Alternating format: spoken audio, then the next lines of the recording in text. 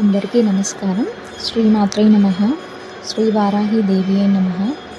ప్రతి సంవత్సరం ఆషాఢ శుద్ధ పాడ్యమి నుంచి ఆషాఢ శుద్ధ నవమి వరకు రాత్రి సమయంలో శ్రీ వారాహి అమ్మవారిని భక్తులు పూజిస్తారు. ఈ నవరాత్రులనే గుప్త నవరాత్రులు అని కూడా అంటారు. శ్రీ వారాహి అమ్మవారు అంటే భూదేవి. ఈ భూదేవిని హిరణ్యాక్షుడు జలాల్లోకి తీసుకువెళ్ళినప్పుడు శ్రీ మహావిష్ణువు వరాహ రూపంలో అవతరించి ఆ రాక్షసుడిని సంహరించి భూదేవిని రక్షిస్తాడు. స్వామివారి మీద భక్తితో అప్పుడు అమ్మవారు వారాహి రూపం తీసుకుంటుంది. అందువలన ఈమె వరాహస్వామి యొక్క స్త్రీ రూపమని కొన్ని ధ్యాన శ్లోకాల్లో కనిపిస్తుంది. అనగా వారాహి అమ్మవారు అంటే ఎవరో కాదు, సర్వ సంపదలను ఇచ్చే శ్రీ మహాలక్ష్మి. అందుకే శ్రీ లక్ష్మీ సహస్రనామ స్తోత్రంలో వారాహి ధరణి ధ్రువ అని కనిపిస్తుంది. వారాహి అమ్మవారు స్వరూపాన్ని గమనిస్తే వరాహ ముఖంతో అష్టభుజాలతో శంఖ చక్ర హల ముసల పాశ అంకుశ వరద అభయహస్తాలతో ప్రకాశిస్తూ మనకు దర్శనమిస్తుంది. ఈ రూపంలో దర్శనమిచ్చే అమ్మవారిని మహావారాహి, బృహద్వారాహి అని అంటారు. అమ్మవారి చిత్రాన్ని జాగ్రత్తగా పరిశీలిస్తే ఆవిడ హలము అంటే నాగలి, ముసలము అంటే రోకలి ధరించి కనిపిస్తుంది.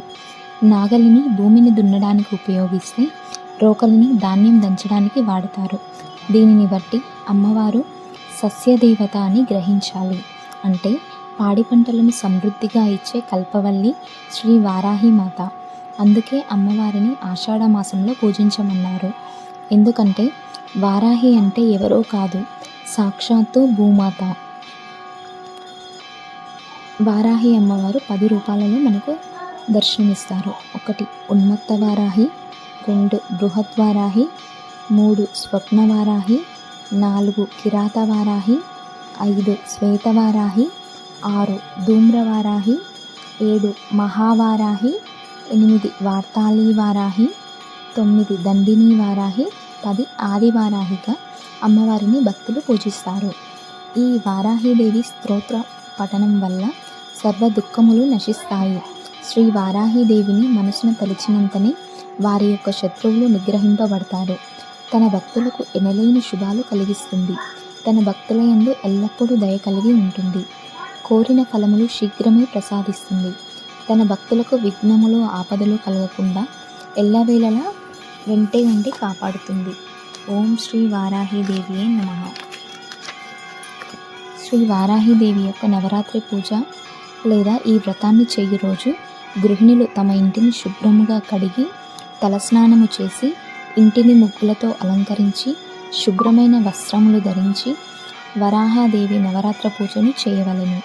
నైవేద్యంగా అమ్మవారికి వడపప్పు, పానకం, పులిహోర, దద్దోజనం, వివిధ రకాల తీపి వంటలు మరియు పండ్లు స్తోమతను బట్టి సమర్పించాలి.